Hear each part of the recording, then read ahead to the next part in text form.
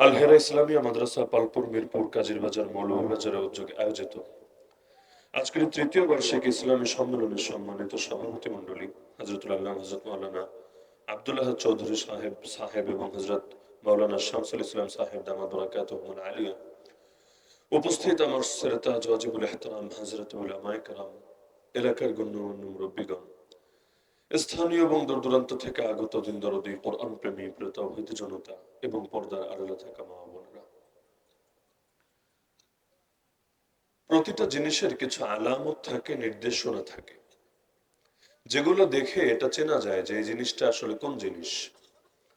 যেমন এই যে রাত পার হলে শুরু হবে 16 ডিসেম্বর, রাত 12টা থেকে সূচনা হয়ে যায়। তো এই যে 16 ডিসেম্বরে দেখবেন যারাই ক্ষমতায় আসে, যারাই বিরোধী দলে থাকে, যারাই রাজনীতি করে, যারাই সরকারি চাকরি টাকরি করে, তাদেরকে কিছু ইবাদত বন্দেগী করার আগে দেশীয় নিয়ম অনুসারে, এটাও ইবাদত, নির্দিষ্ট সিস্টেমে করতে হয়, নির্দিষ্ট পদ্ধতিতে করতে হয়। যদি পদ্ধতির মধ্যে একটু এদিক সেদিক থাকে তাহলে লোকে আবার লোকমা লাগিয়ে দেয়। যেমন একদিন আগেই দেখা গেল ডক্টর ইউনূস সাহেব গিয়ে ফুল দিয়ে আসলেন, কিন্তু পায়ের মধ্যে জুতা ছিল। এটা নিয়ে এক শ্রেণীর মানুষ ব্যাপক সমালোচনা, যে জুতা পায়ে দিয়ে সেখানে গেল, এটা তো মহাবড় বেয়াদবি হয়ে গেল। তাহলে যেতে হবে কিভাবে? যেতে হবে খালি পায়ে, দিতে হবে ফুল, আবার ফেরার সময় এমন ভাবে ফিরতে হবে, বুকটা এদিকে থাকতে হবে, পিঠটা ওদিকে থাকতে হবে, নির্দিষ্ট কিছু নিয়ম কানুন আছে। যদি এর ব্যতিক্রম হয় সবাই মিলে লুকমা দিবে যে ইমাম সাহেবের তো ভুল হয়ে গেছে, ইমাম সাহেব তো সহিভাবে ইবাদতটা করতে পারে নাই। রাত পার হলেও শুরু হবে নির্দিষ্ট প্রক্রিয়ার ইবাদত। যদি এই প্রক্রিয়া ইবাদত না করে সবাই মিলে লুকমা দিবে, এই লোকটার মনে হয় দেশপ্রেম নাই, এই লোকটার মনে হয় চেতনা নাই, এই লোকটার মনে হয় এটা নাই ওটা নাই। তো আপনি যে দেশপ্রেমিক এবং দেশ শাসন করার উপযুক্ত, এটার প্রমাণ দিতে চাইলে আপনাকে ওই তরিকার ইবাদত করতে হবে। যদিও ইবাদতের আদেশ আল্লাহ দেন নাই, এই ইবাদতের আদেশ রাসূলুল্লাহ সাল্লাল্লাহু আলাইহি ওয়াসাল্লাম দেন নাই, তবে মানুষ নিজেরাই ইবাদত আবিষ্কার করে নিয়েছে। এর জন্য তারা জান খরচ করবে, মাল খরচ করবে, সময় খরচ করবে, কোটি কোটি টাকা ফুলের পেছনে ব্যয় করবে। রাস্তা ভাঙা থাকলে থাক না, 4 কোটি মানুষ ইতিমধ্যে দারিদ্র সীমার নিচে আছে, থাক না, সবাই না খেয়ে মরলে মরুক, তবুও ইবাদত ঠিক রাখতে হবে। এই ইবাদত গুলোকে বানিয়ে ফেলেছে চেতনার প্রতীক, বানিয়ে ফেলেছে দেশপ্রেমের প্রতীক। তো দুনিয়ার ক্ষেত্রে যদি তার চেতনার প্রকাশ ঘটানোর জন্য নির্দিষ্ট কিছু প্রতীক থাকে, নির্দিষ্ট কিছু জিনিস থাকে, তাহলে আপনি যে একজন মুসলমান, আপনি যে একজন ইমানদার, এর জন্য তো কিছু প্রতীক থাকা দরকার, এর জন্য তো কিছু আলামত থাকা দরকার, এর জন্য তো এমন কিছু বিষয় থাকা দরকার যেগুলো দেখলে বোঝা যাবে এ মুসলমান, আর যার ভেতরে নাই বোঝা যাবে সে মুসলমান না, সে অমুসলিম, সে বেঈমান। তাহলে যেই যেই জিনিস দেখে একজন মানুষ মুসলমান কিনা, একটা সমাজ মুসলিম সমাজ কিনা চেনা যায়, এর মধ্যে অন্যতম হলো নামাজ। আল্লাহ রাসূল সাল্লাল্লাহু আলাইহি ওয়াসাল্লাম বলেন, বাইনাল আবদি ওয়া বাইনাল কুফরি ওয়া শিরকি তারকুস সালাহ। একজন মুমিন বান্দা আর কুফর আর শিরকের মধ্যে পার্থক্যই হলো নামাজ ছেড়ে দেওয়া। মুমিন বান্দা নামাজ ছাড়ে না, আর কাফের আর মুশরিক যারা তারা নামাজ পড়ে না। তো মুমিন নামাজ পড়ে, এটাই তার ঈমানের আলামত। আল্লাহ রাসূল সাল্লাল্লাহু আলাইহি ওয়াসাল্লাম জিহাদে গেল, যদি দেখতেন যে কোনো এলাকায় আজান হচ্ছে, তিনি সেই এলাকায় কখনোই আক্রমণ চালাতেন না। আর যদি দেখতেন আজান হচ্ছে না, তাহলে বুঝে নিতেন যে টার্গেট ঠিক আছে এবং যে ইনফরমেশন পেয়েছেন ইনফরমেশনও ঠিক আছে, এটা কোনো মুসলিম এলাকা না, এটা ভিন্ন কোনো এলাকা।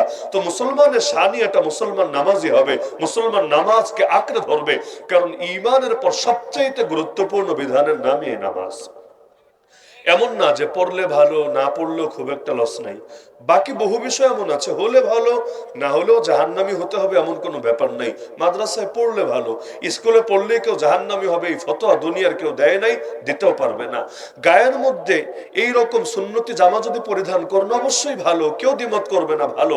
কিন্তু আপনি যদি ব্যতিক্রম কিছু পরিধান করেন আপনি জাহান্নামী হয়ে যাবেন, এই টাইপের ফতোয়া কেউ দেয় নাই, দিতেও পারবে না। কিন্তু নামাজের বিষয়টা তো এমন না, রাখলে ভালো, পড়লে ভালো, না পড়লেও সমস্যা নাই। হ্যাঁ, এটা তাহাজ্জুদ নিয়ে বলা যেতে পারে, এটা নফল নিয়ে বলা যেতে পারে, এটা অতিরিক্ত যে ইবাদত গুলো আছে যেগুলো করলে মাকাম তো বাড়বে, সেগুলো নিয়ে বলা যেতে পারে।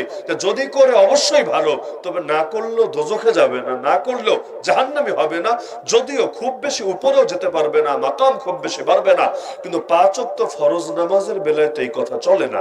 তো 5 ওয়াক্ত ফরজ নামাজ এতটাই গুরুত্বপূর্ণ বিধান, যদি কখনো মুসলমানরা সরকারেও আসে, সরকার মানে এখনো তো সরকারের মধ্যে নামধারী মুসলমানরাই থাকে, কিন্তু তারা তো আর সরকার পরিচালনা ইসলামের আলোকে করে না, কোরআন সুন্নাহর আলোকে করে না। যদি করত, আল্লাহর কোরআন বলে দিয়েছে যারা সরকার হবে এক নম্বর দায়িত্বই হলো আল্লাযীনা ইম্মাক্কান্নাহুম ফিল আরদি আকামুস সালাহ, তাদের এক নম্বর কাজ রাস্তা বানানো না, এক নম্বর কাজ ব্রিজ বানানো না, এক নম্বর কাজই হলো নামাজ কায়েম করা। নিজে তো নামাজ পড়বে, সমাজের মধ্যেও নামাজকে প্রতিষ্ঠিত করবে। যারা নামাজ পড়বে না তাদেরকে আইনের আওতায় আনবে, বিচারের আওতায় আনবে। কি বিচার করবে? হানাফি মাযহাবের ফতোয়া অনুসারে তাদেরকে ধরে জেলে ঢুকিয়ে রাখা হবে।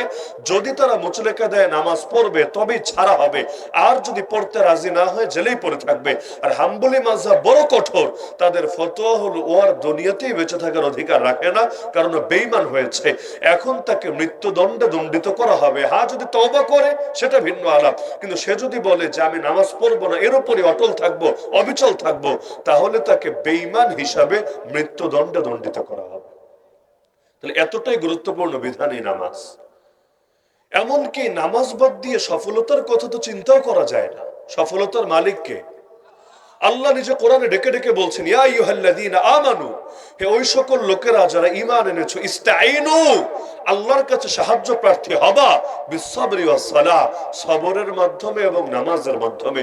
সবর মানে খালি ধৈর্য না, সবর হলো তিন জিনিসের নাম। গুনাহ করবে না, গুনাহ না করার ব্যাপারে এই যে তার কষ্ট হবে, গুনাহ করতেই মজা, গুনাহ না করতে কষ্ট। কারণ যারা গুনাহে অভ্যস্ত এদের জন্য গুনাহ ছাড়াটা সহজ কোনো ব্যাপার না। যারা নিয়মিত টিভি দেখে, হঠাৎ করে টিভি না দেখে থাকতে পারবে না।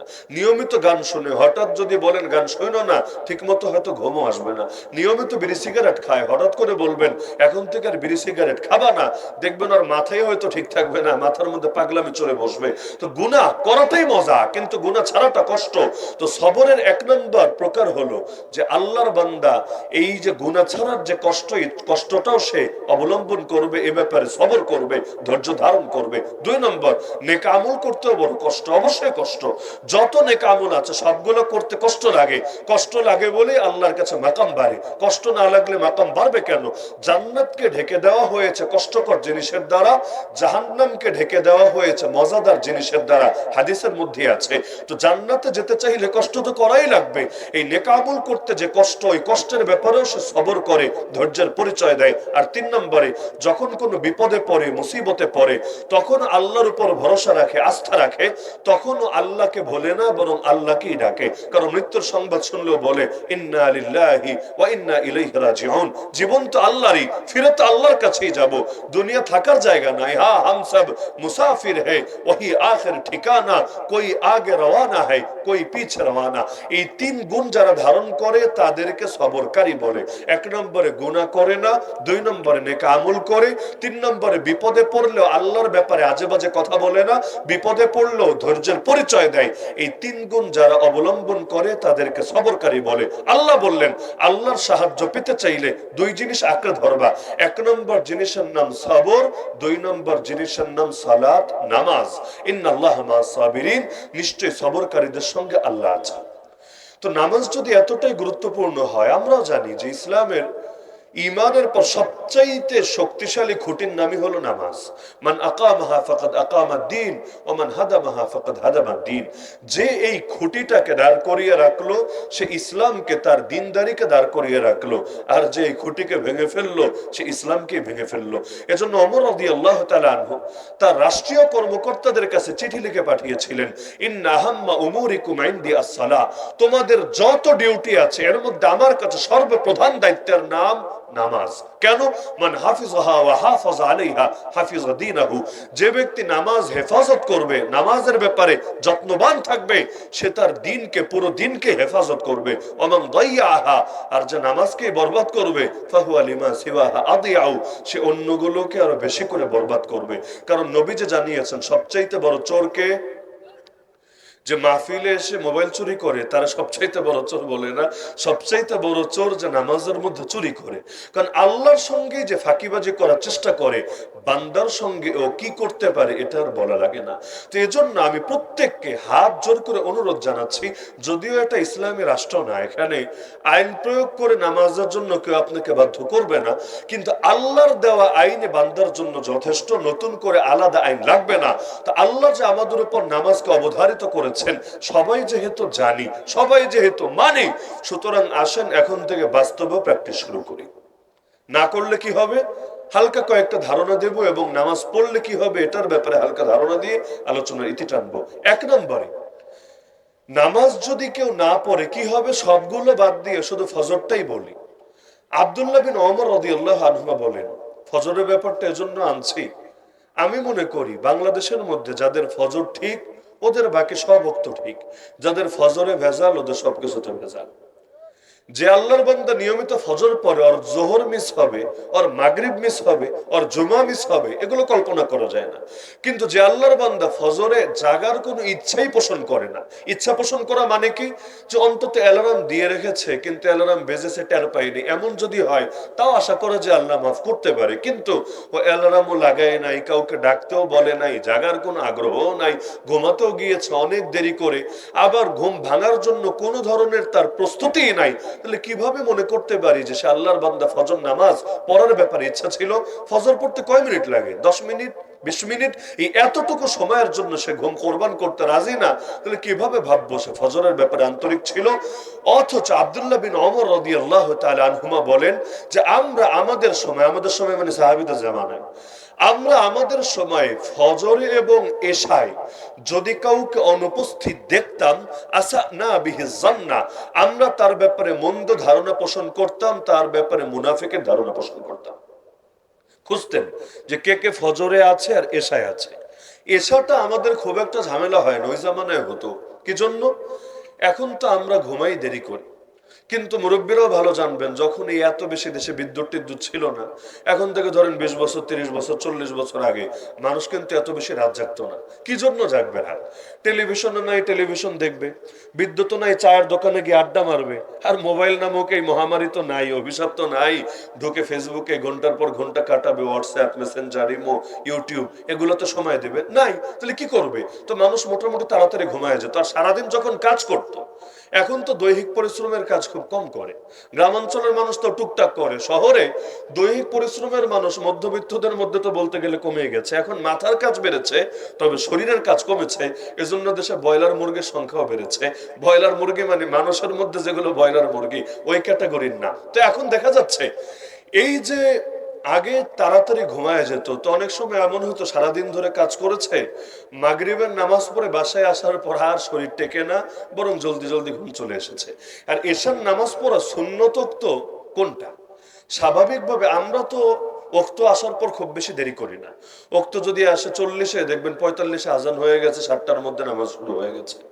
কিন্তু ইসলামের বিধান অনুসারে এশার নামাজ পড়া স্বাভাবিক সুন্নাত টাইম হলো রাতকে, রাত মানে সূর্যাস্ত থেকে শুরু করে পরে আবার যখন আপনার ফজরের টাইম হবে, এই পুরো টাইমটাকে আপনি 3 ভাগে ভাগ করবেন।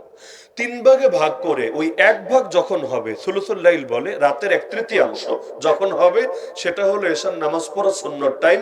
আমাদের অনেক মাদ্রাসাগুলোতে আলহামদুলিল্লাহ আমলটা চলে। সুলুসুল লাইল কত হবে? এক এক সময় এক এক রকম, ধরেন 9টা, 9:15, 9:30, 9:45, এগুলোর আশপাশে ঘুরপাক খেতে থাকে। মাদ্রাসাগুলোতে আমল করাটা বেশ সহজ এবং এতে ভালো হয়। সহজ কেন? কারণ সেখানে বাইরের মুসল্লি কমই থাকে মাদ্রাসা মসজিদে, ছাত্ররাই বেশি। আর ছাত্রদের জন্য মাগরিবের পরের টাইমটা লম্বা হলেই সুবিধা। কেন? পড়াশোনার মূল টাইমই হলো ফজর পর আর মাগরিবের পর। এই 2 টাইমে মেধা অনেক ভালো কাজ করে আলহামদুলিল্লাহ, মুখস্থ করাটাও সহজ। তো মাগরিবের পরের সময় যত বেশি লম্বা হবে ছাত্রদের জন্য সুবিধা, তারা আরো ভালো পড়াশোনা করতে পারবে। আর নামাজ যদি 9:30, 9:30 পরে মুসল্লি কমার কোনো আশঙ্কা নাই, মুসল্লি যা আছে তাই থাকবে। তাহলে বলবেন যে আমরা এলাকার মসজিদগুলোতে আগে কেন পড়ি? এলাকার মসজিদগুলো আগে পড়ার প্রচলন চালু হয়েছে মূলত আগের যুগের সমস্যার আলোকে। আগের যুগের সমস্যা ছিল যেহেতু মানুষ আগে ভাগে ঘুমাতো গ্রামাঞ্চলে, এখন যদি বলা হয় নামাজ হবে 9:30, একজনও দেখা যাবে আর ঠিক মতো নামাজ পড়বে না, পড়লেও একা একা পড়ে ঘরে ঘুমায় যাবে। যেমন রমজান মাসে আমরা রোজার দিনগুলোতে আমরা ফজর কিন্তু আগায় পড়ি, সাহারি শেষ হতে দেরি, উক্ত আসতে না আসতে আজান হয়, আজানের 10 মিনিট 15 মিনিট পরে ফজর নামাজ হয়। অথচ সারা বছর বাকি 11 মাস আমরা কিন্তু ফজর পড়ি মোটামুটি শেষ টাইমে। আমরা ফজর শেষ করে 5 মিনিট 10 মিনিটের মধ্যে সূর্যোদয় হয়ে যায়। তো রমজান মাসে আমরা এই আমলটা কেন করি না? অথচ এটা তো মুস্তাহাব। ফজর নামাজ একটু দেরি করে পড়া এটা মুস্তাহাব। তাহলে আমরা ওই রমাদানুল মুবারকে একভাবে করি, বাকি 11 মাসে আরেক ভাবে করি কেন? শুধুমাত্র এই কারণে যাতে করে মুস্তাহাব ধরতে গিয়ে ফরজটা আবার না যায় ছুটে। এখন রমজান মাসে যদি বলি যে ফজর নামাজ হবে ওই যে সূর্যোদয়ের অল্প কিছুক্ষণ আগে, অর্থাৎ একবার নামাজ শেষ করার পর যদি নামাজে ভুল হয় আর একবার কোন রকম রিপিট করা যায়, এই রকম টাইম বাকি রেখে লাস্ট টাইমে নামাজ পড়া হবে, তাহলে মসজিদে জামাতের মুসল্লি পাওয়া লাগবে না।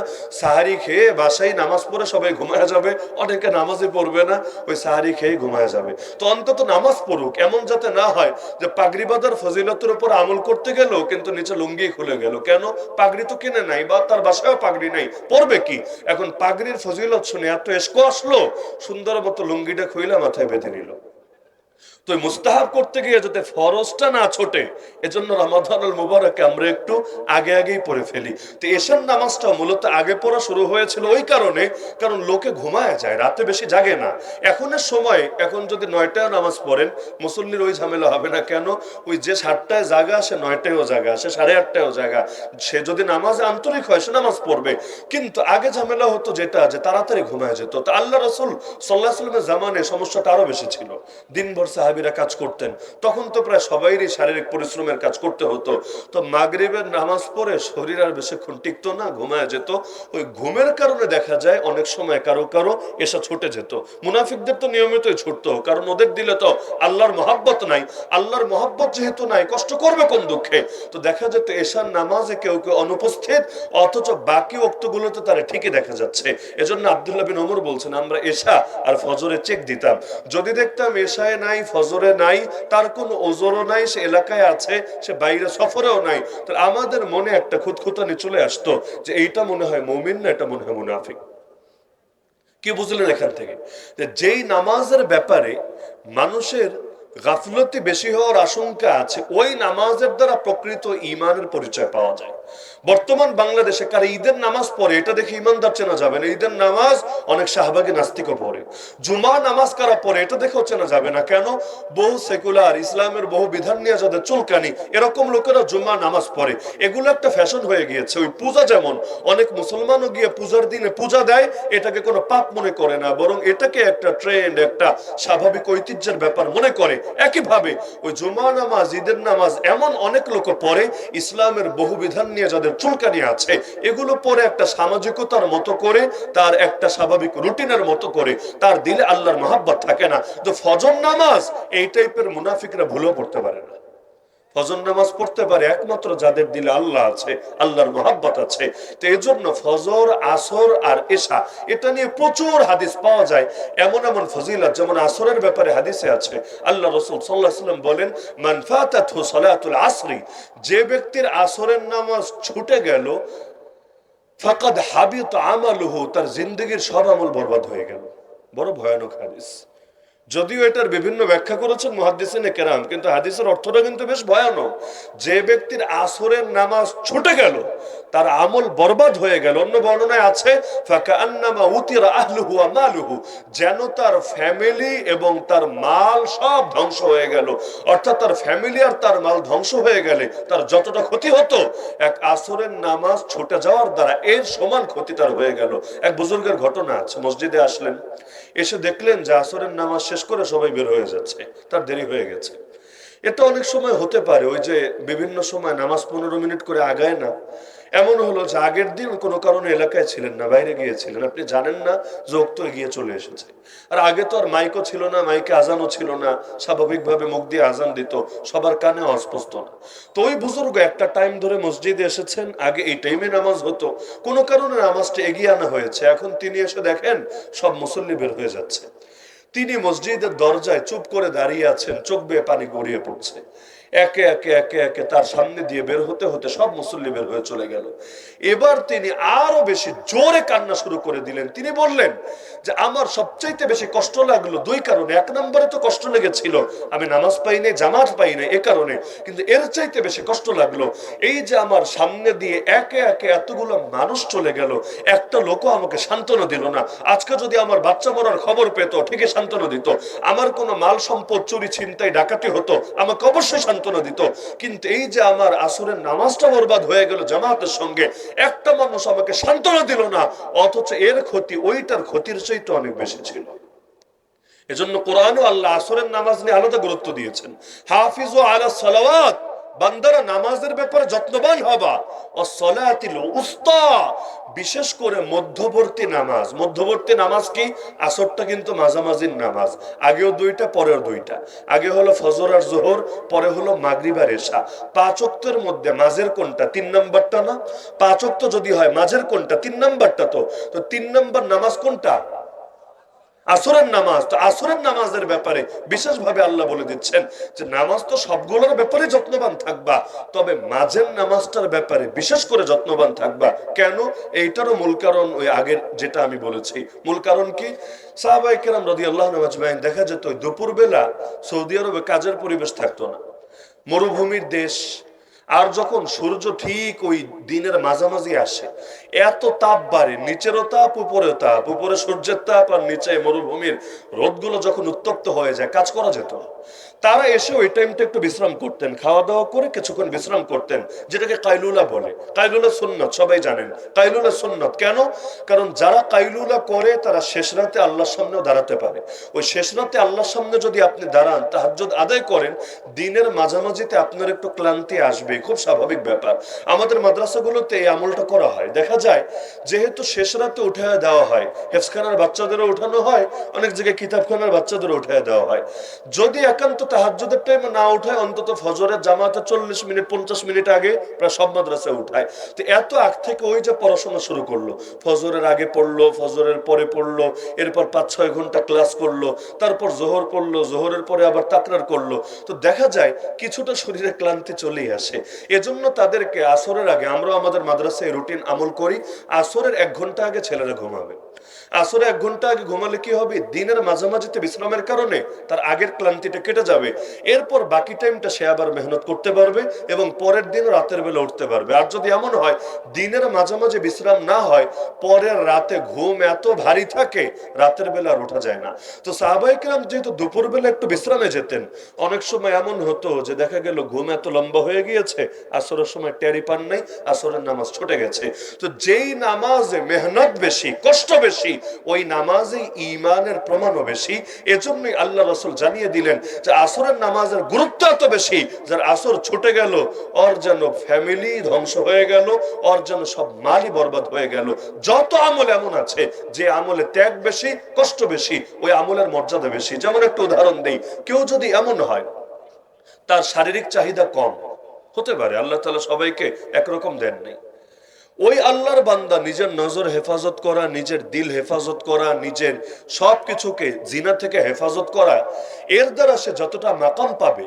আর আরেকজনের চাহিদা অনেক বেশি, তার বারবার শুধু অ্যাক্সিডেন্ট হওয়ার আশঙ্কা থাকে, পা পিছলে যাওয়ার আশঙ্কা থাকে, এরপরও সে প্রতিবার নিজের দড়ি টানে নিজেকে কন্ট্রোল করে। আল্লাহর কাছে এই কষ্ট করনেওয়ালা বান্দার দাম 1000 গুণ বেশি। যে অন্ধ, চোখেই দেখে না, এটা ভাবার কারণ নাই যে চক্ষুষ্মানের চাইতেই চোখ হেফাজতের কারণে তার মাকাম বেশি বেড়ে যাবে। বরঞ্চ যার দেখার যোগ্যতা আছে, শক্তি আছে, তারপরও সামনে দিয়ে সুন্দরী রূপসী হেঁটে গেলে তাকায় না, একমাত্র আল্লাহর ভয়, একমাত্র আল্লাহর ভয়। আল্লাহর কাছে এই বান্দার মাকাম যাবে 1000 গুণ বেশি বেড়ে। এজন্য হাদিসে কুদসিতে আছে, আল্লাহর ভয়ে যে নিজের নজরকে নত রাখবে, তাকাতে সক্ষম তাও তাকাবে না। আল্লাহ নিজে বলেন, আবদালতুহু ঈমানান ইয়াজিদু হালাওয়াতাহু ফি কলবি, আমি তার দিলের হালতকে এমন ঈমানের হালত দ্বারা পরিবর্তন করব যে ঈমানের মজা আর মিষ্টতা সে অনুভব করতে পারবে। তাহলে দেখতে সক্ষম যদি নাই হতো এই মাকাম কিভাবে পেত? দেখতে সক্ষম, তাও দেখে নাই। আল্লাহ দিলের মধ্যে ইমানের মজা ঢেলে দিবেন।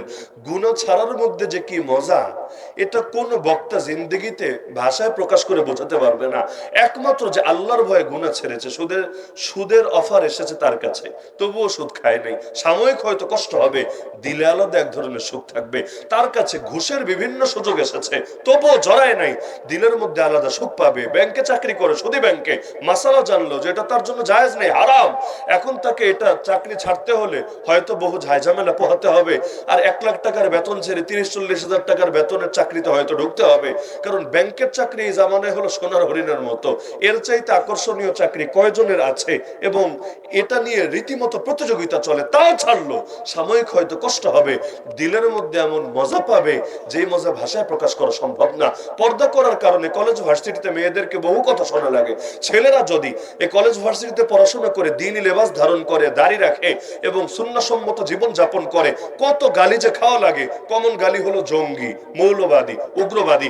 এরপরও যারা এগুলো কন্টিনিউ করতে পারে, দিলের মধ্যে এমন এক ঈমানের স্বাদ অনুভব করতে থাকে, গোটা দুনিয়া বিক্রি করে দিলেও যে স্বাদ পাওয়া সম্ভব না। এজন্য নেকামলের মজা আছে। আপনারা যারা নিয়মিত ফজর পড়েন, আমাকে বলেন তো, ঘুমে মজা বেশি না ফজরের নামাজে মজা বেশি? যারা পড়ে না এরা জবাব দিলে এই জবাব ভুয়া, এটা কোনো অ্যাকুরেট জবাব হবে না। উঠতে কষ্ট, কোনো সন্দেহ নেই। বিশেষ করে এই জামানায় যখন রাতে ঘুমাই দেরি করে, উঠতে অবশ্যই কষ্ট, আমি অস্বীকার করি না। কিন্তু তারপরও যারা পড়েন, এর চাইতে আরো বেশি মজা পায় তারা যারা তাহাজ্জুদ আদায় করে। তাহাজ্জুদ এমন মধু, আল্লাহ রাসূল দেখেন না রাতের বেলা এত লম্বা নামাজ পড়তেন, পা পর্যন্ত ফুলে যেত, পা ফুলে যেত। অন্যরা অবাক। আম্মা জান আয়েশা পর্যন্ত বলছেন, ইয়া রাসূলুল্লাহ, আপনি তো মাসুম, কোনো পাপই নাই। তার মধ্যে আল্লাহ আগের সব মাফ করে দিয়েছেন, পরের সব মাফ করে দিয়েছেন, আপনার এত কষ্ট করার দরকার আছে? আল্লাহ রাসূল বলেন, আফালা আকুনু আবদান শাকুরা, আমি কি রবের কৃতজ্ঞশীল বান্দা হব না? বাস্তবতা হলো ইবাদতের দ্বারা নবীজি এমন মজা পেতেন, সাহাবীরা অনুমতি চাইলেন, ইয়া রাসূলুল্লাহ, আপনি তো সাওমে ওয়াসাল রাখেন, আমরাও রাখবো। সাওমে ওয়াসাল মানে কি? লাগাতার রোজা, সাহরিও নাই, ইফতারও নাই, দিনেও খাওয়া নাই, রাতেও খাওয়া নাই। রোজা রেখেছেন তো রেখেই যাচ্ছেন, দিনেও না খাওয়া, রাতেও না খাওয়া, কিভাবে সম্ভব? এমনি তো রোজার দিন একটু লম্বা হলে অনেকের মেজাজ ঠিক থাকে না। রমজান মাসে অনেককে গিয়ে জিজ্ঞাসা করবেন আসরের পর, চাচা কেমন আছেন? স্বাভাবিক প্রশ্ন। কিন্তু দেখবেন হঠাৎ করে এমন খেপে গেছে, চুপ থাক, বেয়াদব কোথাকার, রোজা রাখিস নাই মনে হয়। আপনি আগের কিছু বলেন নাই, কিন্তু দেখবেন এমনি রেগে গেছে, টেম্পারেচার অল টাইম হট থাকে। তো এইরকম কিছু হালত হয় দিনটা একটু লম্বা হলে। সেখানে দিনেও খাওয়া নাই, রাইতেও খাওয়া নাই, তো মরুভূমির দেশে গলায় তো যায় শুকিয়ে কাঠ হয়ে। তার মধ্যে সারাদিন যে ঘুমায় কাটাচ্ছেন এমন তো না। আল্লাহ রাসূল তো সারা দিনও মেহনতে, সারা রাতও মেহনতে। তো এভাবে কিভাবে সম্ভব? তো সাহাবীর অনুমতি চাইলেন। নবী বলেন, খবরদার, তোমাদের জন্য অনুমতি নাই। আইয়ুকুম মিসলি, তোমাদের কে আছো আমার মতো? আমি আমার রবের সঙ্গে রাত কাটায় দেই, আমার রবই আমাকে খাওয়ায়, আমার রবই আমাকে পান করে। এই খাওয়া মানে আসমান থেকে ডাটা কেবল দিয়ে খাবার নেমে আসে, বিষয়টা এমন না। এই খাবার মানে হলো দিলের মধ্যে আল্লাহ ক্ষুধার অনুভূতি দেয় না, বরঞ্চ পেট ভরা থাকলে যে অনুভূতি দেয়, এর চাইতে মজার অনুভূতি ঢেলে দেয়। এমন বহুত মুজাহিদের কারগুজারি শুনেছি। ময়দান একের পর এক দিন চলে যাচ্ছে, খাবার নাই, তাদেরকে লাগাতার লড়াই চালাতে হচ্ছে, কি করবে এখন? তো তারা বলেন যে সূরা ইয়াসিন তেলাওয়াত করতাম, ক্ষুধা বেশি লাগলে সূরা ইয়াসিন পড়তাম। সূরা ইয়াসিন পড়লে মনে হতো পেটটা ভরা ভরাই লাগছে। কিভাবে যেন আল্লাহ তাআলা গায়বী ভাবে ক্ষুধার অনুভূতি দূর করে দিতেন। কারাগারে তো আমরা নিজেরাই প্রত্যক্ষ করেছি। কারাগারে আপনি যাবেন আর টুকটাক ডিপ্রেশন আসবে না, এটা সচরাচর হওয়ার কথা না। কারণ বিভিন্ন বালা মুসিবত লেগেই থাকবে। দেখবেন জামিন হয় হতে নিয়েও আবার হয় না। আমার নিজেরই না হলেও শুনানি হয়েছে অর্ধ শতকের বেশি। এর মধ্যে জামিন হওয়ার পর 40 দিন লেগেছে বের হতে। প্রতিদিন মনে হয় এই তো আজকে। এমনকি 40 দিন লাগে না সচরাচর, করে 1 দিন 2 দিনের মধ্যেই হয়ে যায়, বেশি থেকে বেশি 7 দিন 10 দিন। যখন 1 মাস পার হয়ে গেল, মনে হচ্ছিল মনে হয় আর কাজ হবে না। ওই বেডিয়ার যেমন সাজা খাটা শেষ, এখনো জেলখানায় বন্দি, এখনো বছরের পর বছর এভাবেই মনে হয় দিন যাবে। আবার কখনো দেখা যায় বিভিন্ন জনের ফ্যামিলির দুঃসংবাদ আসে, বাবা নাই, মা নাই, বড় নেতা না হলে তো প্যারোলও মুক্তি পায় না। সাধারণ জনতার আবার প্যারোল কি আর শুনানি কি, এই সমস্ত আবেগেরও লোকে দাম দেয় না। তো দেখা যায় বহু রকম দুঃসংবাদ আসে। কারো সংবাদ আসে এই ফ্যামিলিতে এই ঝামেলা সেই ঝামেলা বহু রকম।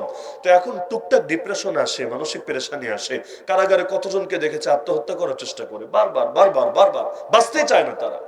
ওই সময় আলহামদুলিল্লাহ আল্লাহ তাআলা দুই চোখে একটা বছর পর্যন্ত দেখিয়েছেন, যারা কোরআন তেলাওয়াতকে আঁকড়ে ধরে, মন খুব খারাপ, কোরআন নিয়ে বসে গেল, কণ্ঠ ছেড়ে পড়তেই থাকলো পড়তেই থাকলো পড়তেই থাকলো। আল্লাহর এই আয়াতের বাস্তবতা নিজ চোখে দেখেছি।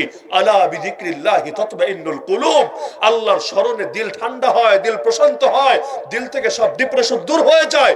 কোরআন তেলাওয়াত করতে দেরি, কলিজা ঠান্ডা হতে দেরি না, অন্তর থেকে সব দুঃখ বেদনা দূর হতে দেরি না। তো ইবাদতে আলাদা মজা আছে। আল্লাহ রাসূল এই মজা পেয়েছেন বলেই লম্বা লম্বা ইবাদত করেছেন। এখনো যারা ইবাদতের মজা পেয়েছে, ওরা রশি দিয়ে বেঁধে রাখতে পারবেন না ইবাদত থেকে দূরে। দেখবেন ইবাদতের সময় ঠিকই ছটফট শুরু করে দিয়েছে। এইটাই বাস্তবতা। তো এই নামাজের দ্বারা যে মুক্তি আসে, নামাজের দ্বারা যে প্রতিটা বিপদ আপদ থেকে বান্দা বের হতে পারে, এর বহু ঘটনা আপনারা নিয়মিত হয়তো মসজিদগুলোতে শোনেন, তালিমের হালকাগুলোতে শোনেন। আমি একটা ঘটনা শুধু স্মরণ করিয়ে দিচ্ছি, যেটা সহিহ বুখারীতে আছে। এমন এক ঘটনা যেখানে দেখা যাচ্ছে আল্লাহর বান্দার মুক্তির কোনো পথই নাই, কিন্তু আল্লাহ তাআলা নামাজের বরকতে সেখান থেকেও মুক্তি দিয়ে দিয়েছেন। এক বুজুর্গ ছিল যার নাম হলো জুরাইজ। লোকে বলতো জুরাইজ আল আবিদ, আবিদ মানে ইবাদতকারী বুজুর্গ, আর তার নিজের নাম হলো জুরাইজ। তিনি দীর্ঘকাল পর্যন্ত ইবাদতের মধ্যেই পড়ে থেকেছেন। বনী ইসরাইলের ব্যক্তি ছিলেন। আল্লাহ রাসূল সাল্লাল্লাহু আলাইহি ওয়াসাল্লাম তখনও দুনিয়াতে আসেন, এর বহু আগের কথা। তো জুরাইজ আল আবিদ সে একটা খানকা বানিয়ে নিয়েছিল। খানকার মূল অর্থই হলো খালওয়াত গাহ, নির্জনতার জায়গা, যেখানে একাকী ইবাদত বন্দেগী করা যায়, কেউ এসে ডিস্টার্ব করে না, দুনিয়ার ঝায় ঝামেলা আওয়াজ টাওয়াজ আসে না। এখন তো খানকার শাব্দিক অর্থ লোকে বোঝে না, এটা আবার ভিন্ন অর্থ দাঁড়িয়ে গিয়েছে। তো খালওয়াত গাহ, সেখানে তা সারাদিন তিনি ইবাদত করেন আর করেন আর করেন। হঠাৎ করে একদিন তিনি নামাজ পড়ছেন, এমন সময় তার মা এসে তাকে ডাক দিল, জুরাইজ, বাবা জুরাইজ। বুড়ি মা, অসুস্থ মা, বাসা থেকে কষ্ট করে এসেছে, কোনো একটা জরুরতের জন্যই হয়তো এসেছে, এসে বাচ্চাকে ডাকছে একবার দুবার বারবার। তো বাচ্চা তো সাড়া দেয় না, বাচ্চা তো নামাজে। এদিকে মা তো আর বলতে পারে না সে নামাজে না, সে কিসের মাঝে। মা ডাকছে, সে জবাব দিচ্ছে না, তার কানে যাচ্ছে, কিন্তু সহিহ বুখারীতে শব্দ আছে, সে পেরেশান। এখন কি করবে? উম্মি ও সালাতি, উম্মি ও সালাতি, আমার মা আমার নামাজ, আমার মা আমার নামাজ। মানে মাকে প্রাধান্য দিবে, নামাজকে প্রাধান্য দিবে, বুঝতে পারছে না। পরবর্তীতে সে চিন্তা করলো, না নামাজকে প্রাধান্য দিব, নামাজকে প্রাধান্য দিব, মাকে প্রাধান্য দিব না। কারণ একদিকে আল্লাহর বিধান, আল্লাহর ইবাদত করছি, আর আরেকদিকে মায়ের ডাক। আরে মা থাক, পরে আমি আল্লাহর ইবাদত শেষ করি, পরেরটা পরে দেখা যাবে। যদিও এটা মাসালা না। মাসালা হলো, আপনি যদি নফল নামাজে থাকেন আর আপনার বৃদ্ধ বাবা, বৃদ্ধ মা, অসুস্থ যাদের বিভিন্ন ওযর থাকে, আপনাকে ডাক দেয় এবং আপনি বুঝতে পারছেন যে তার এখন আর্জেন্ট দরকার, আপনি এটা যদি না করেন তিনি দিলে কষ্ট পেতে পারেন। তাহলে আপনার জন্য করণীয়, নফল নামাজ যদি হয় আপনার জন্য করণীয়, নামাজ ছাড়েন, নামাজ ছেড়ে গিয়ে আগে তার ওযরটা পূরণ করেন, তারপরে এসে নামাজ আদায় করেন, নফলই তো। পরে এসে আবার পড়ে নেন, সমস্যার কিছু নাই, আল্লাহ তাআলা কোনো পাপ দিবে না আপনাকে। কিন্তু বেশি যদি দেরি হয়, তিনি যদি কষ্ট পান, এটা আপনার জন্য ঝামেলা হবে, এটাই মাসালা। কিন্তু ফাকিহুন ওয়াহিদুন আশাদ্দু আলা শাইতানি মিন আলফি আবিদ। বুজুর্গ হলেই হয় না, এলেম থাকা লাগে। যাদের এলেম থাকে এরা শয়তানের উপর হাজার হাজার ইবাদতকারীর চাইতে বেশি ভারী। বাংলাদেশে বেদাত ছড়িয়েছে কিভাবে জানেন? বেদাত ছড়িয়েছে সবচাইতে বেশি মূর্খ বুজুর্গদের মাধ্যমে। বুজুর্গ হয়তো বুজুর্গ, কোনো সন্দেহ নাই, পরবর্তীতে ওই তরিকায় হয়তো বহু ভণ্ড ঢুকেছে, বহু ধান্দাবাজ, বহু ব্যবসায়ী গিয়ে ঢুকেছে, ওগুলোর কথা আলাদা। কিন্তু অনেক ভালো ভালো বড় মানুষও বেদাতের বিভিন্ন রীতিনীতি চালু করে গিয়েছে। কেন? কারণ তার আল্লাহর প্রেম আছে, নবীজির প্রেম আছে, মহব্বত আছে, কিন্তু প্রেম কিভাবে আদায় করতে হয় এই জ্ঞানের মধ্যে দুর্বলতা আছে। তো প্রেম খালি থাকলে চলে না, প্রেমের প্রকাশ কিভাবে ঘটাতে হয় ওই তরিকাও জানা লাগে। বউরে মহব্বত করলে চলে না, ওই মহব্বতের প্রকাশ কিভাবে করতে হয় এইটাও শরীয়ত থেকে শেখা লাগে। যদি এমন হয় মাসিকের টাইমে গিয়ে মহব্বত প্রকাশ করা শুরু করে দিয়েছে, আল্লাহ রাসূলের লানত পড়বে তার উপরে। যদি এমন হয় স্বাভাবিক রাস্তা ছেড়ে ভিন্ন রাস্তায় গিয়ে সে তার চাহিদা পূরণ করতে শুরু করেছে, আল্লাহ লানত পড়বে। তো দেখা যায় বৈবাহিক বন্ধনের মধ্যেও আল্লাহ লানতে, আল্লাহর গজবে আক্রান্ত হতে পারে। এই জামান এরকম বহুত কুঅভ্যাস মানুষের মধ্যে ছড়িয়ে গিয়েছে। তো শুধু মহব্বত দিলে থাকলেই চলে না, মহব্বতের প্রকাশেরও নির্দিষ্ট নিয়ম কানুন আছে। তো আল্লাহকে ভালোবাসবেন ভালো কথা, নবীজিকে ভালোবাসবেন ভালো কথা, কিন্তু এই ভালোবাসার হক কিভাবে আদায় করবেন এটাও আপনাকে শিখতে হবে। এমন যাতে না হয় আল্লাহকে ভালোবাসতে গিয়ে আপনি সীমালঙ্ঘন করে ফেললেন, রাসূলুল্লাহকে ভালোবাসতে গিয়ে সীমালঙ্ঘন করে ফেললেন। এগুলোই হয়। আল্লাহ রসুলকে ভালোবাসতে বাসতে আল্লাহ সমান বানায় ফেলে, আবার নিজের পীরকে ভালোবাসতে বাসতে রাসূলের চাইতে উপরে উঠায় ফেলে। আল্লাহ রসুলকে সাহাবীরা সেজদা দিতে পারেন নাই, নবীজি অনুমতি দেন নাই, আর সে তার পীররে গিয়ে সেজদা দিতে শুরু করে দিয়েছে। আরে আল্লাহ রসুল শিখিয়েছেন কিছু চাইলে একমাত্র আল্লাহর কাছে চাইতে হবে, আর সে গিয়ে কবরে গিয়ে চাচ্ছে, আরে আব্বা আমারে দাও, বিয়ে হয়েছে এতকাল ধরে বাচ্চা কাচ্চা হয় না, তুমি আমার একটা বাচ্চা দিয়ে দাও। এই যে এক আজিব ফাইজলামি আর শিরকি মহড়া শুরু করেছে, এমনকি সেজদা পর্যন্ত দিচ্ছে কবরে গিয়ে। কি দেয় না সেজদা? একজন দুজন, হাজার হাজার মানুষ যারা দেয়, ওরা হিন্দু না, ওরা খ্রিস্টান না, ওরা বৌদ্ধ না, বরং ওরা নিজেদেরকে আল্লাহ প্রেমিক, নবী প্রেমিক মনে করে। তো বুজুর্গ হলেই হয় না, এলেম থাকা না। এলেমহীন বুজুর্গরা বহুত খতরনাক, বহুত খতরনাক। বিশেষ করে যদি তার ফ্যান ফলোয়ার্স তৈরি হয়। একা একা থাকলে ঝামেলা কম, যেমন সাধারণ মানুষ। আমাদের উস্তাদরা আমাদেরকে বলতেন যখন মাদ্রাসায় নতুন ভর্তি হতাম, ওই সময়, শোনো, পান্তা ভাত পচলেও গন্ধ হয়, বিরিয়ানি পচলেও গন্ধ হয়, তবে দুইটার গন্ধ সমান হয় না। পান্তা ভাতের গন্ধের চাইতে বিরিয়ানি পচার গন্ধ অনেক বেশি নিকৃষ্ট এবং ভয়ঙ্কর হয়। তো তোমরা সাধারণ থাকতে সাধারণই থাকতা, তাহলে নষ্ট হলেও তোমার নষ্ট তোমার একার উপরেই থাকতো, নিজের মধ্যে সীমাবদ্ধ থাকতো। কিন্তু মাদ্রাসায় এসেছো, এখন আলেম হতে যাচ্ছ, যদি আল্লাহ তাআলা তোমাদেরকে কবুল করেন, হয়তো এক মোমবাতির দ্বারা হাজার লক্ষ মোমবাতি জ্বলে উঠবে।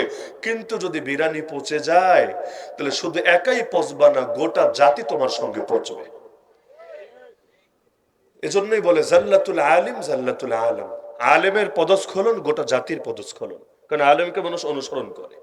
তো এখন সেই বুজুর্গ, তিনি তার মায়ের ডাকে সাড়া দিলেন না, মা দিলে বড় কষ্ট পেলেন, বদদোয়া দিয়ে ফেললেন। যদিও কথাবার্তা সাবধান হওয়া উচিত সকলে। আমরা অনেক সময় আমাদের বাচ্চাদেরকে না বুঝেই বদদোয়া দিই, আবেগের মাথায় দিই, সিরিয়াস থাকি না, দিয়ে ফেলি।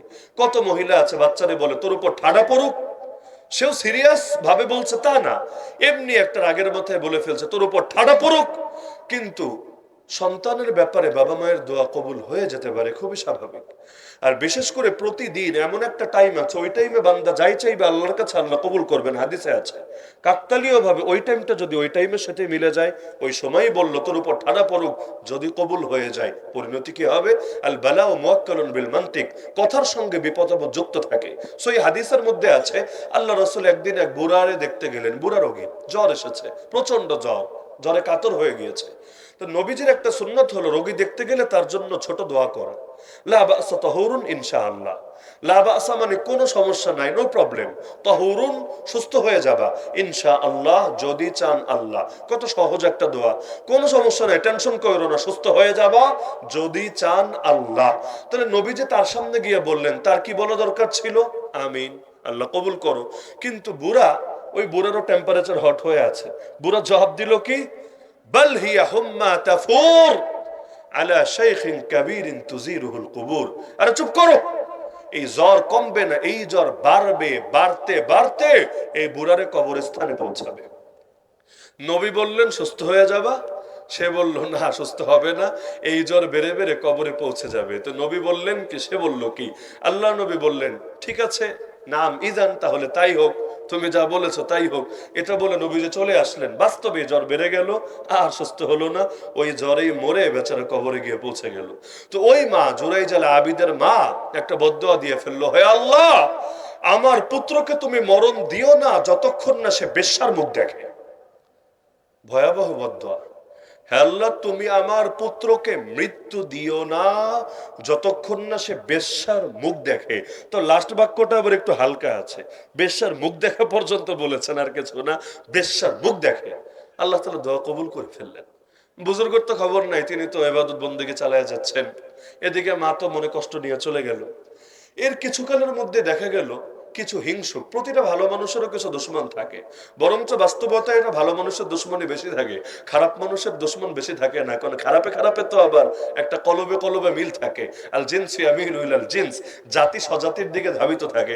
ইসরায়েল আর আমেরিকা, ইহুদি জাতি আর খ্রিস্টান জাতি, দুই মেরুর দুই জাতি। দুই মেরুর দুই জাতি সারা জীবন সম্পর্ক ছিল সাপ আর বেজের মতো। ইহুদি আর খ্রিস্টানের ইতিহাস পড়ে দেখেন, সারা জীবন সাপ বেজের মতো সম্পর্ক ছিল। নবী ঈসাকে পর্যন্ত ইহুদিরা মানতে পারে নাই, তারা হত্যা করার জন্য ঘর পর্যন্ত ঘেরাও করিয়েছিল। তাহলে এত বেশি দুশ্মনী ছিল যাদের মাঝে, তারাও কিনা এক হয়ে গিয়েছে মুসলমানরা দমাবে বলে, মুসলমানরা মারবে বলে। এই সিরিয়া স্বাধীন হলো, এক সপ্তাহ এখনো হয় নাই। এই স্বাধীন সিরিয়ার মধ্যে পর্যন্ত ইসরায়েল আমেরিকা যৌথভাবে বোমা হামলা শুরু করে দিয়েছে। কেন? কারণ দেশ স্বাধীন হবে এটা ভালো জিনিস, কিন্তু মুসলমানদের হাতে স্বাধীন হবে, ইসলামী শরীয়ত কায়েমের দিকে যাবে, এইটা তো মেনে নেওয়া যায় না। এখানে হিন্দুত্ববাদীও যা, ইহুদিবাদীও তা, খ্রিস্টবাদীও তা, সবাই এসে এখানে আর ভেদাভেদ রাখে না। তো শয়তানে শয়তানে মিল থাকে, তো ভালো মানুষ নিয়ে তাদের অনেকেরই মনে কষ্ট থাকে। এজন্যই নবীদের দুশ্মন থাকে। নবীদের দুশ্মন কেন থাকবে? নবীদের কোনো অপরাধ আছে নাকি? ওই অপরাধ না থাকাটাই সবচেয়ে বড় অপরাধ। কারাগারে অনেক বি ক্লাস টাইপের লোকেরা আমাদের চোখে দেখে, মাঝে মাঝে অনেক ভালো ভালো আলেমকে বলে বসতো, যেমন ধরেন তার সামনে বসে সিগারেট খাচ্ছে, না করতে নেই, এখানে সিগারেট খেও না। সবচাইতে বেশি ঝামেলা হতো প্রিজন ভ্যানে। প্রিজন ভ্যান বুঝেন? ওই যেই গাড়িতে করে আসামিদের আনা নেওয়া করে কোর্ট থেকে জেলে, জেল থেকে কোর্টে, ওই যে একটা গাড়ি উপর দিয়ে সামান্য একটু ফাঁকা, বাকি পুরোটাই ঘেরাও দেওয়া। তো এমনি তো দম বন্ধ হওয়া অবস্থা, তার মধ্যে যদি 40 জনের মধ্যে 30 জন 35 জনই সিগারেট টানে, বাকিরা বাঁচবে কিভাবে? এদের তো একেবারে বমি আসার উপক্রম হবে। তাহলে বলে মতো সহ্য করতে পারে না, না করতো এগুলো করো না। মাঝে মাঝে এই টাইপের জবাব দিত, এখন ভালো মানুষ আসতে এসেছে, এত ভালো মানুষ হলে জেলে আসলে কোন দুঃখে? ওই ফাজিল রে কে বুঝাবে? ফ্যাসিবাদের দেশে অপরাধ না করাটাই সবচেয়ে বড় অপরাধ। 2021-এ যারা গ্রেফতার হয়েছে, অপরাধ তো এটাই ছিল। কেন মোদির সামনে বেয়াদবি করেছে, কেন ভারতীয় আধিপত্যবাদের বিরুদ্ধে অবস্থান নিয়েছে, কেন হিন্দুত্ববাদীর কলিজা আঘাত করেছে, এই অপরাধ কেন করে নাই, বরং অপরাধের বিরুদ্ধে অবস্থান নিয়েছে। এই জন্যই তাদেরকে, নবীদেরকে যেভাবে জেলে ঠেলে দিয়েছে, তাদেরকেও ধরে ধরে জেলে ঠেলে দিয়েছে। কিন্তু কে বুঝাবে কারে? তো এখন সেই বুজুর্গের কিছু হিংসুক তৈরি হলো, তারা টার্গেট করলো বুজুর্গের মুখে চুনকারি লাগাতে হবে। কিভাবে লাগাবে? কাউকে পচাতে চাইলে সবচাইতে কার্যকর অস্ত্র দুইটা, এক হলো নারী কেলেঙ্কারি, আর এক হলো আর্থিক কেলেঙ্কারি। যত বড় ফিগার হোক, আমেরিকার প্রেসিডেন্টই হোক না, ওই ট্রাম্পের নামেও আছে, বেডিদের মামলা আছে, যে কোন পর্ন স্টারের সাথে নাকি জোর করে আবার কাজ করেছে। এমনি পর্ন স্টার, তার মধ্যে আবার জোর করা, বিশাল ব্যাপার স্যাপার। তো এখন দেখা যায় অনেক বড় বড় ব্যক্তিত্বের নামেও যদি এই রকম কোন অভিযোগ দাঁড়ায়, এমনি দেশ ফ্রি সেক্সের দেশ, কিন্তু তার মধ্যেও একটা প্রেসিডেন্টের নামে যদি দাঁড়ায় যে নারী কেলেঙ্কারি আছে, ব্যাস ওর ক্যারিয়ারে আঘাত পড়বেই। আর্থিক কেলেঙ্কারি, এইটাও কোনো সমাজ ভালো চোখে দেখবে না। যদি নাস্তিক হয়, ওরাও ভালো চোখে দেখবে না, মানুষের আস্থায় ঘাটতি হবেই। তো যে কাউকে পচাতে চাইলে কমন ট্যাগে দুইটা, নারী কেলেঙ্কারি, আর্থিক কেলেঙ্কারি। আল্লাহ রাসূল সাল্লাল্লাহু আলাইহি ওয়াসাল্লামের সাথে তো মুনাফিকরা এই কাজ করেছে। আম্মাজান আয়েশা রাদিয়াল্লাহু আনহার সাথে অপবাদ দেয় নাই কেন? টার্গেট তো মূলত আম্মাজান না, টার্গেট তো মূলত রাসূল। কিন্তু তার ঘরের নারীকে যদি পচাতে পারে, তাহলে আল্লাহ রসুলের প্রতিও মানুষের দিলের মধ্যে একটু নেগেটিভ ধারণা আসবে, আস্থায় ঘাটতি দেখা দেবে, ব্যাস এটাই ওদের সফলতা। তো এখন বুজুর্গের ব্যাপারে কিভাবে একটা নারী কেলেঙ্কারি লাগাবে? তো একটা বেশ্যা মহিলাকে অনেক টাকা দিয়ে ভাড়া করো, তাকে দায়িত্ব দিল, তুমি যে কোনো ভাবে বুজুর্গরে বিছানা পর্যন্ত নিবা, পরবর্তীতে তার থেকে তুমি বাচ্চাও নিবা, ব্যাস এইটাই তোমার কাজ, আর কিছু করা লাগবে না। তো বেশ্যার কাজ তো বেশ্যাগিরি করা, তার কাছে বড় ব্যক্তিত্বই কি আর ছোট ব্যক্তিত্বই কি। এবার সে সেজে গুজে গিয়ে বারবার বুজুর্গের দৃষ্টি আকর্ষণের চেষ্টা চালাচ্ছে, কিন্তু যতই দৃষ্টি আকর্ষণের চেষ্টা চালায়, বুজুর্গ আর তার দিকে দৃষ্টি দেয় না। কারণ নেক্সট সূরাতে যে ফিতনা সেগুলোর ব্যাপারে বেশি সচেতন থাকতে হয়, না হলে ঈমান রক্ষা করা যায় না। নেক্সট সূরাতে ফিতনা মানে কি? হুজুর মেসেঞ্জারে দিনী বোন মাসালা জানতে চাচ্ছে, আসসালামু আলাইকুম দিয়ে যে ভাই যান আমার এই মাসালাটা জানা দরকার। এখন নেক্সট সূরাতে এসেছে মেসেঞ্জার এই মধ্যে হোয়াটসঅ্যাপে মাসালা জানবে বলে, অথবা এমনি স্কুল কলেজে পড়াশোনা করে, তবে একজন আরেকজনের সাথে বন্ধুত্ব হয়েছে, কেন? ফজরের সময় একজন আরেকজনকে ফোন দিয়ে জাগিয়ে দিবে বলে, ইবাদত বন্দেগী ঠিকঠাক ভাবে হয় কিনা খবর নিবে টেবে বলে। এই টাইপের ভালো নিয়ত দিয়ে যেগুলো শুরু হয়, ওগুলোর দ্বারা খতরা এবং বিপদ আরো বেশি হয়। এমনকি অনেক সময় এর দ্বারা অন্তরে মোহর পড়ে যায়, তখন ইবাদতের তৌফিক তো হয় না, মানুষ আর হেদায়েতের উপরে থাকতে পারে না। জেনে বুঝে যেই পাপ করা হয়, ওই পাপের জন্য অনেক সময় নগদে আল্লাহর গজব নেমে আসে। তো এখন বুজুর্গ তো সচেতন এই ব্যাপারে, ফিতনার ব্যাপারে, এখন কোনোভাবেই তার দৃষ্টি ফেরাতে পারে না। এবার টার্গেট করলো, যাক টাকা তো যা খাওয়ার খেয়েছি, টাকা তো আর এখন কিডনি বেসলো বের হবে না, কিন্তু এখন কি করার, বুজুর্গ তো তাকাই না। এবার টার্গেট করলো বুজুর্গের এক মরিদকে, যে মরিদ ছিল রাখাল। রাখাল বুঝেন তো? গরু ছাগল চড়ায়, রাখালকে টার্গেট করে তার সাথে রিলেশন গড়ে তুললো। আর বিছানায় না গেলে তো রিলেশন আবার পূর্ণতা পায় না, তার বিছানায় নিয়ে গেল, নিয়ে গিয়ে বইটি প্রেগনেন্ট হয়ে গেল, এক পর্যায়ে বাচ্চাও হলো। বাচ্চা হওয়ার পর তো সবাই, এলাকা তো গরম, কারণ ওর স্বামী নাই, ওর বাচ্চা হয়েছে, এলাকা কি আর ঠান্ডা থাকবে? শীতের দিনেও তো গরম হবে, স্বাভাবিক ব্যাপার। তো এখন সবাই মিলে শুরু করেছে, এই মহিলার বাচ্চা আসলো কোত্থেকে, তাকে গিয়ে ধরেছে। এখন সে চিন্তা করলো, যাক এইটাই সুযোগ, এই সুযোগের কাজে লাগাই, মানুষ তো আর জানে না কার সাথে খাটকা পিয়েছে। এবার সে গিয়ে বলল এই বাচ্চা মূলত হুজুরের বাচ্চা। এখন ডিএনএ টেস্টও তো নাই, এই যুগ হলে তাও অন্তত ডিএনএ টেস্টের সুযোগ ছিল, ওই যুগে তো তাও নাই। এখন হুজুরের বাচ্চা, খালি বলতে দেরি, মানুষ ক্ষেপে হুজুরের খানকায় যেতে দেরি না। আর মহিলা মানুষের চক্রান্ত ডেঞ্জারাস। ইউসুফ আলাইহিস সালাম বলেছিলেন, কোরআনও আছে সূরা ইউসুফে, ইন্না কাইদাকুন্না মাতিন, তোমাদের নারীদের চক্রান্ত বড় ডেঞ্জারাস। সেই নারী ঘরের নারী হোক আর সেই নারী ক্ষমতায় থাকা নারী হোক, নারী তো নারী, এমন ডেঞ্জারাসগিরি করতে পারে। হিটলার আর মুসলিনি বেঁচে থাকলেও তারা চিন্তায় পড়তো যে আমরাও তো ফেল মনে হয় এদের কাছে। তো এখন দেখা যায় যখন এই চক্রান্ত শুরু হয়েছে, এবার তো আর কারো কোনো এদিক সেদিক তাকানো নাই, কারণ মহিলা যদি অভিযোগ তোলে, মানুষ তো তদন্তেরও প্রয়োজন অনুভব করেন। এই বাজারে আপনারা যদি কেউ জড়ায়া ধইরা মহিলা মানুষ চিল্লায় বাঁচাও বাঁচাও বাঁচাও, আপনি কিচ্ছু করেন নাই, আপনার গায়ে পড়ে এসে চিৎকার চেঁচামেচি করছে, তবুও দেখবেন মানুষ ওই বেডির কথা শুনে আপনার সামনে এসে হিরোগিরি দেখাতে শুরু করেছে। আগে মেরে দাঁত ভেঙে, হাত ভেঙে, চোখ বের করে আধামরা করে ফেলে রাখবে, তারপর যদি আপনি বলেন আমি কিচ্ছু করি না, আমি তো জানিও না, সিসিটিভি ফুটেজ চেক দাও, এরপর চেক দিয়ে সরি একটা বলে চলে যাবে, কিন্তু ক্ষতি আপনার যাওয়ার হয়ে গিয়েছে। তো এখন সেই বুজুর্গের কথা কেউ আর শুনলো না, খানকায় গিয়ে প্রথমে খানকা ভেঙে গুড়িয়ে দিল, চূর্ণ বিচূর্ণ করে দিল, তাকে কলার ধরে টেনে বাইরে এনে কেউ চর মারতে লাগলো, কেউ ঘুষি মারতে লাগলো, এক একজন এক এক ভাবে আঘাত করতে লাগলো। সেই বুজুর্গ তো বুঝতেই পারছেন না যে কেন করা হচ্ছে।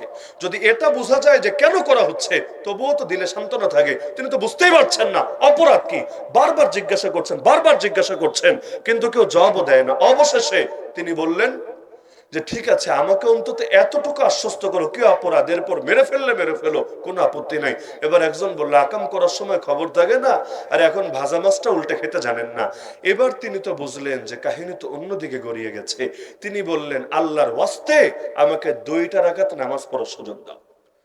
এই বুখারীর ঘটনা শোনানোর উদ্দেশ্য এই পয়েন্টটা, আমাকে 2 রাকাত নামাজ পড়ার সুযোগ দাও। এটা নিয়েও টিটকারি, এখন নামাজ পড়বো, আল্লাহর ওলি হয়ে গেছো, কিচ্ছু বোঝো না, আকাম করার সময় নামাজের কথা মনে থাকে না। তারপর তিনি বললেন, 2-1 জনের মন গড়লো, তারা পানি এনে দিল, উজু করলেন, সেখানেই নামাজে দাঁড়িয়ে গেলেন ওদের সামনে। নামাজ শেষ করেই তিনি বললেন বাচ্চাটা কোথায়, আমাকে নিয়ে চলো। মানুষ মজা নিতে লাগলো, যাক নিজের বাচ্চারা দেখবে, দেখে বাচ্চার চেহারা কেমন হয়েছে, তার ফিলিংসটা কেমন হয় একটু আইডিয়া নেবে। তিনি বাচ্চার কাছে গিয়েই জিজ্ঞাসা করলেন, দুধের বাচ্চা মাত্র এসেছে দুনিয়াতে, এখন 1-2 দিন হয়েছে মাত্র। বাচ্চার কাছে গিয়ে তিনি জিজ্ঞাসা করলেন মান আবুকা, এই বাচ্চা তোর বাপকে নাম বল। সবাই তো অবাক, আরে কাহিনী কি, বাচ্চারা জিজ্ঞাসা করছে তার নাম কি, 1-2 দিনের বাচ্চা, সে কিভাবে বলবে, আল্লাহর কি কুদরত, বাচ্চার জবান খুলে গেল। সেই হাদিসে আছে 3টা বাচ্চা কোলের মধ্যে কথা বলেছে, 3টা বাচ্চা। একটা তো নবী ঈসা আলাইহিস সালাম 1 নম্বরে, সবাই জানেন, দ্বিতীয় হলো জুরাইজ আল আবিদ, আর তৃতীয় আরেকটা বাচ্চা। এই মোট 3টা বাচ্চা তারা কোলের মধ্যে কথা বলেছে, ওই দুধ খাওয়া অবস্থায় কথা বলেছে। তো এখন এই বাচ্চা বলল ফুলান আর রাই, অমুক রাখাল হলো আমার বাবা। সঙ্গে সঙ্গে আর তো বুঝতে বাকি থাকলো না, কোন বাচ্চার জবান থেকে যখন বের হলো, এখন তো আর মানুষের বুঝতে বাকি নাই, পুরো গায়েবী ব্যাপার স্যাপার, স্বাভাবিক কোনো ব্যাপার না। সবাই পায়ে জড়িয়ে পড়ল, পায়ে লাফিয়ে জড়িয়ে ধরলো যে হযরত আল্লাহর ওয়াস্তে মাফ করে দেন, নাহলে আমরা একজন আল্লাহর গজব থেকে বাঁচতে পারবো না।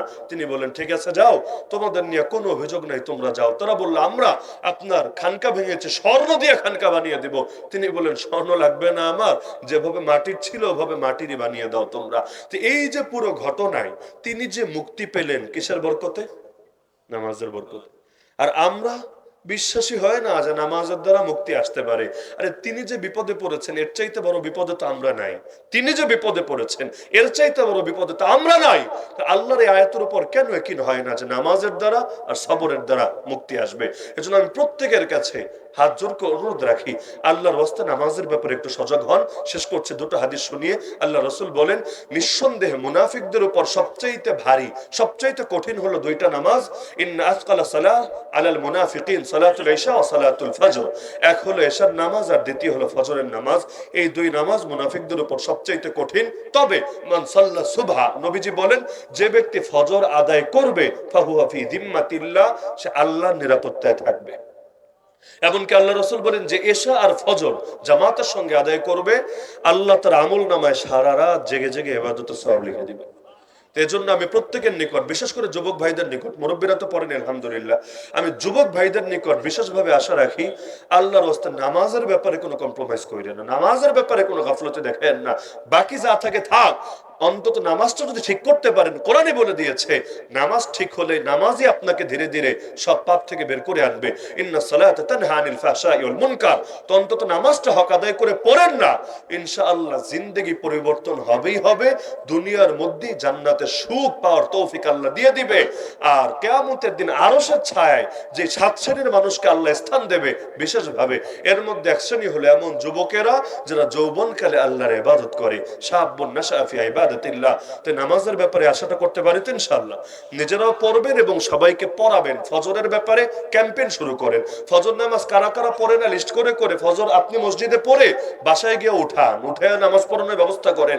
একদিন, দুদিন, 4 দিন, 10 দিন, এরপর দেখবেন লজ্জায়, নিজের লজ্জায় হোক আর বাপমা লজ্জায় হোক, ওরে মসজিদে পাঠিয়ে দিবেন ইনশাআল্লাহ। তা আপনারা যুবকরা যদি উদ্যোগ নেন, এলাকায় একটাও বেনামাজি থাকবে না। খালি মাহফিলের উদ্যোগ নিয়েন না, খালি ওই বছরে 2-1 দিন কিছু দান সদকা করার উদ্যোগ নিয়েন না, বরঞ্চ পুরো সমাজটাকে, পুরো এলাকাটাকে নামাজি বানানোর উদ্যোগ নেন, মসজিদকে আবাদ করার উদ্যোগ নেন।